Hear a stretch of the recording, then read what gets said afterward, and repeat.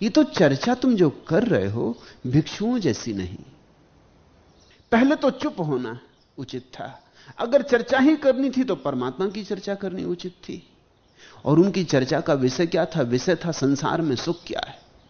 यह भी बड़ा सूचक है।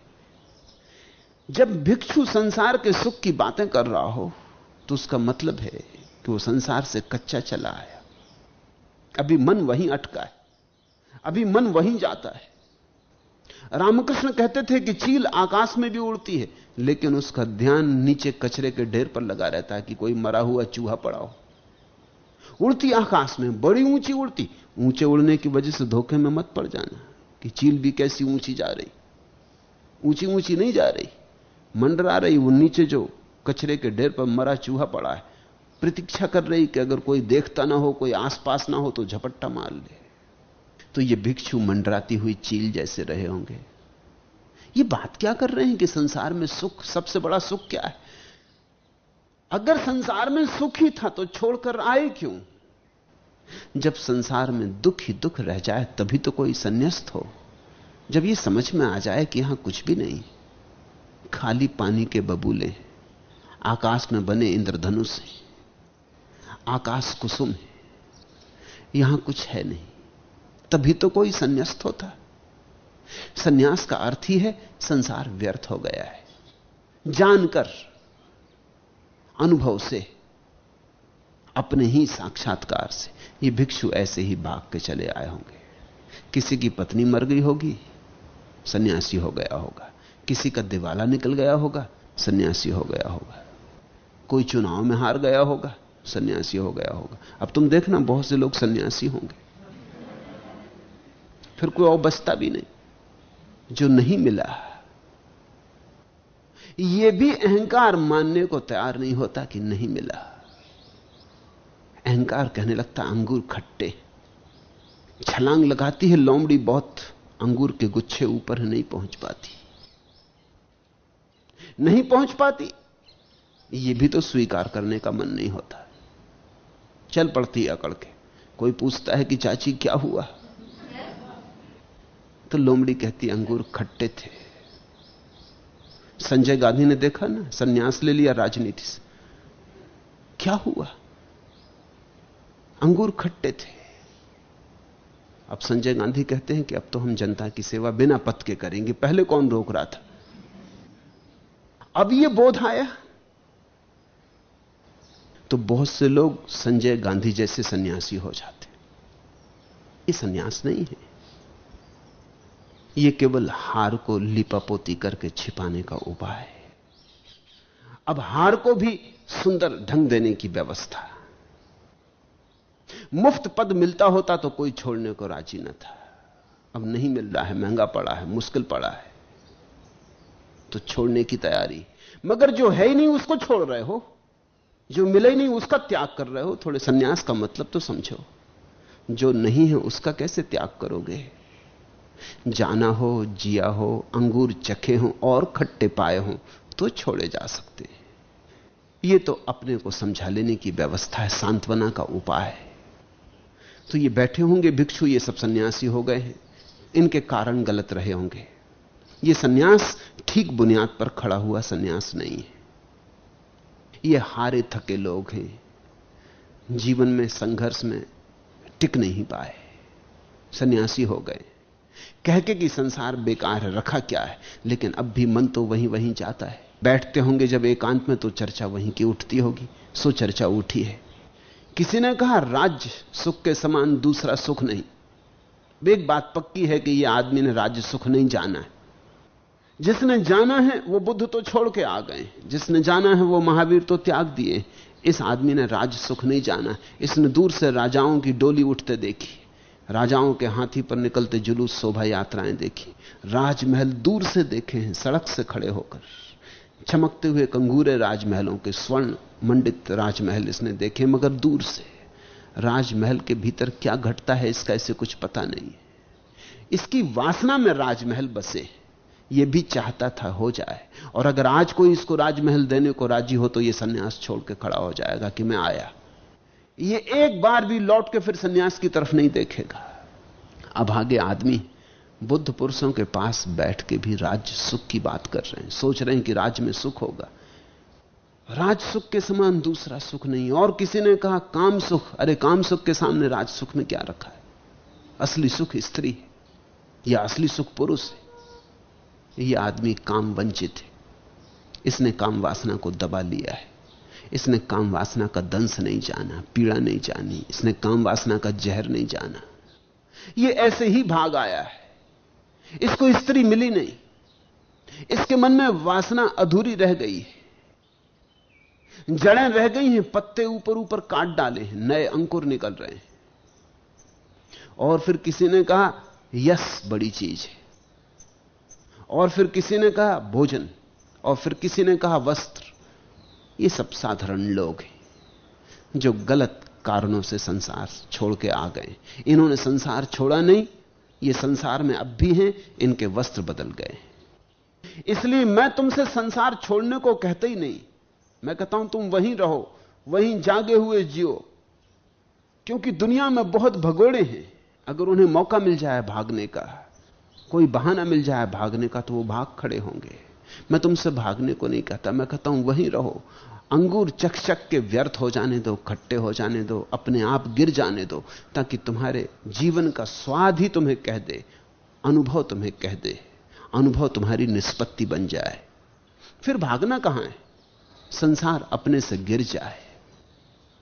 ऐसे विवाद छिड़ गया। जहां वासना है वहां विवाद है, जहां विचार है वहां विवाद है। अगर सन्यास किसी ने ठीक ठीक अर्थों में लिया हो तो विवाद समाप्त हो जाता है। क्या विवाद है? निर्विवाद एक बात दिखाई पड़ गई कि संसार व्यर्थ है। फिर ये सब संसार के ही नाम है। राजपद कहो, धन कहो, यश कहो, मान कहो, ये सब संसार के ही अलग अलग पहलू। विवाद कहां है? और तब बुद्ध अचानक वहां आ गए। खड़े होकर पीछे उन्होंने भिक्षुओं की बातें सुनी, चौंके।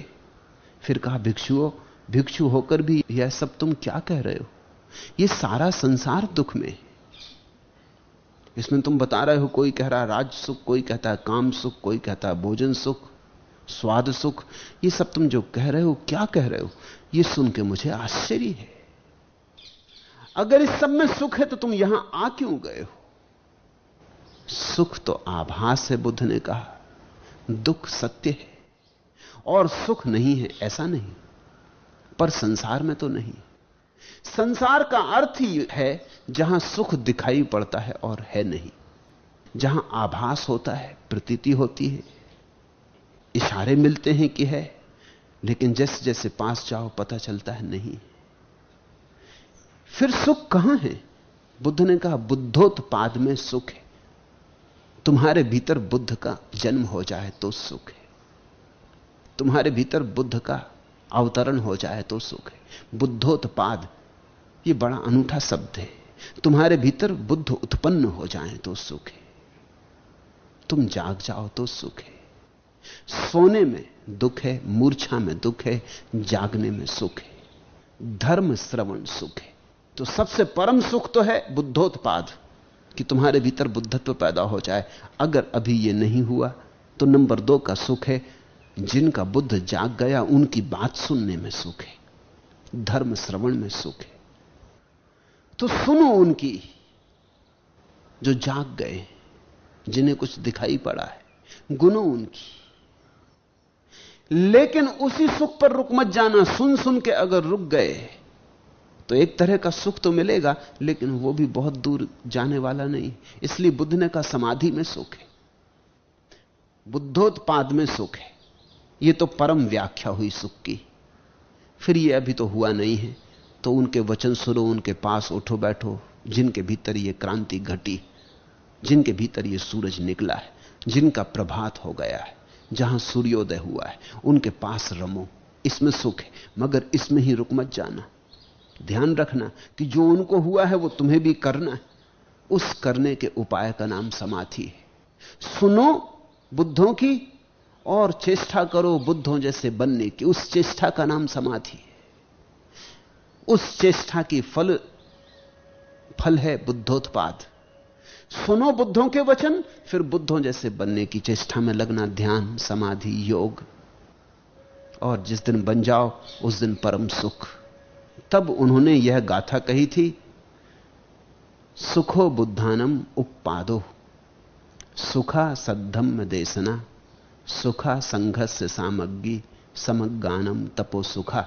बुद्धों का उत्पन्न होना सुखदाई, सद्धर्म का उपदेश सुखदाई, संघ में एकता सुखदाई।